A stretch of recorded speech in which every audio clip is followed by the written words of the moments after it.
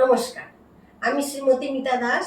আমি আবার আপনাদের সামনে চলে এসেছি আমার কবিতার ডালি নিয়ে। কবিতার ডালি থেকে আমি একটি কবিতা বলছি। কবিতাটির নাম মাতৃদিবস ভুলে গেছিস, কবি শাবলু বড়ুয়া। সুখের একটা বাগান ছিল, ছিল সবই আমার। সুখের ঘোড়া ছুটতো শুধুই, জো ছিল না থামার। স্বামী ছিল, ছেলে ছিল, ছিল দুটি মেয়ে। সারাক্ষণই চোখ জুড়াতো তাদেরই দিকে চেয়ে।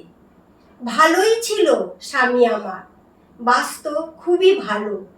সবার জন্য তার জীবনে ছিল স্নেহের আলো।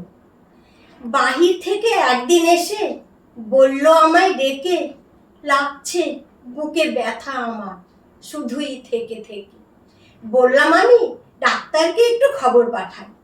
বলল হেসে স্বামী আমার, ডাকছে আমায় খবর। বলল আরো একটু তুমি আমার পাশে বসো, আর কটা দিন থেকে তুমিও চলে এসো। এমনি করেই হঠাৎ চলে গেল স্বামী।